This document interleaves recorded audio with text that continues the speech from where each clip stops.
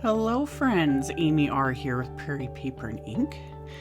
Today's card is for this week's Color Throwdown Challenge, which was back to school themed. So I pulled out the Simon Says Stamp Organic Fruits stamp set. I'd used this in a previous video, whenever it came out. And I pulled out the apple image, of course.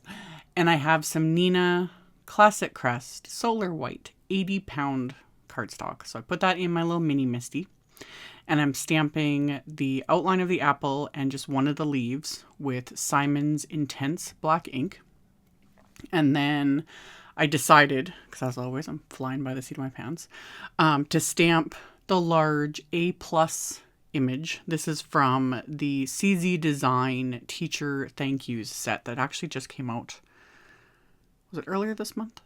Well, Simon's latest released. Anyway, I stamped that with the Intense black ink as well. And then I'm doing some very quick and simple Copic coloring.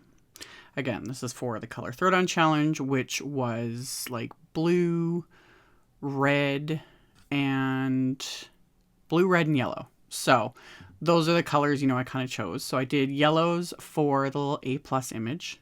I'm going to do a little bit of green for this little leaf. Just doing kind of a simple 3-color blend and doing my old go-to of darkest to lightest because it's just, again, quick and simple. I did speed this up in editing. I don't color this fast. However, these are simple images. It still only took a few minutes to color these in. And then my go-to like red combo for the apple, which is R29, R27, and then R24. So I added my darkest, then went in with my medium color, and then I go in with my lightest, which is the R24, and just kind of swirl that in there. And then off camera, I stamped the little stem from that set. Since it was a solid image, I just stamped it with Simon's dark chocolate ink. And then I'm going to use the coordinating dies from both sets to die cut everything, just taping it all in place with my little Spellbinders tape. Washi tape works. Any of that sort of thing. This all just makes my life easier because it holds everything in place so these dies don't move when I run it through my die cut machine. So after I've got everything die cut, I pulled out a piece of AUDREY blue cardstock, and I'm going to put this in my mini MISTI as well. And I'm going to stamp that large teacher sentiment. And that's from that same Teacher Thank Yous stamp set. And I use my anti-static powder tool. And I'm going to stamp this multiple times with clear embossing ink because it's just such a big, solid sentiment. Anytime it's like really detailed or really solid images that I want to heat emboss, I like to stamp them multiple times because, you get more ink coverage that way. So did that, covered it with detail white embossing powder. And then I'm going to die cut that with the coordinating wafer die. And then I'm also going to die cut a few more layers from the same, just from scraps of the same cardstock, and I'll get to that later. And then in a moment of somewhat brilliance, but I've actually shown this in videos way back in the day, I have this Radiating Alpha's background die, or background stamp, and I was going to stamp it on my card base, and I didn't feel like pulling out my larger MISTI. So I just used my this is the Spellbinders 6x6 cutting plates. I've shown these in other videos as well. I love these cutting plates. I have multiples of them because backups, and I like them because you can rotate the plates easier because they're a little bit smaller than the standard, so I use these for most of my die cutting. So anyway, I'm using the plate as just a stamping block. It's perfect for background stamps because it's 6x6, so it might not actually fully fit like a full background stamp, but this one was slightly smaller because it's circular. But anyway, if you've got a flat cutting plate, that works too, for very large stamps or large background stamps. So anyway, I'd stamp that background onto my card front as well as on the inside. And then I pulled out my very old but very loved large tags wafer dies, and I die cut black cardstock with one of the wafer dies. And then I just rubbed white pigment ink on it.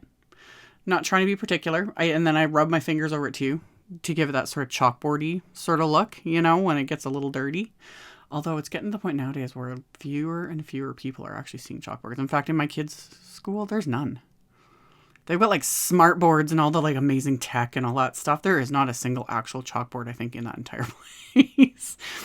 Memories. Although I hate the feeling of chalk dust. Anyway. I went back to the inside of the card and I stamped a sentiment from the Teacher Thank Yous set. I love this set. There's some really good sentiments, classic CZ design style, and it's just fitting. Can never have enough thank you cards for teachers, all the things.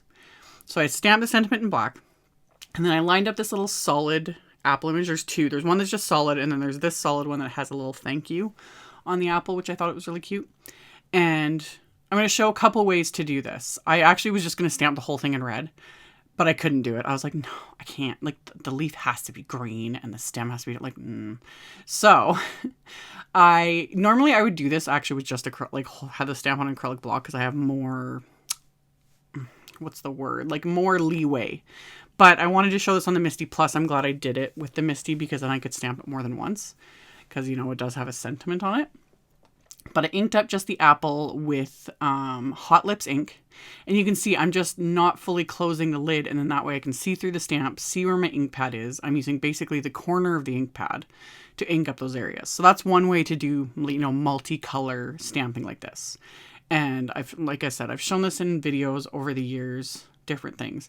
But an easier option, and I'm going to show it in a second here, is how I'm going to do this stem. Because I did it the first time, and I wanted to stamp it a second time.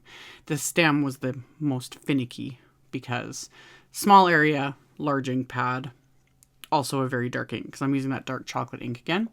So I stamped it once here, and I had wiped off the excess like on the apple, so it's fine. And then I started doing this again, and again, my big old messy bun's getting in the way. But I was just getting frustrated. So it's easier to just mask off areas. This used to be the thing, you know, especially back before we had all the options like we have now. You pretty much had to. You didn't have like the layering stamps we have now and all those things. Just like the blackboard. Like some people just won't ever know the struggles.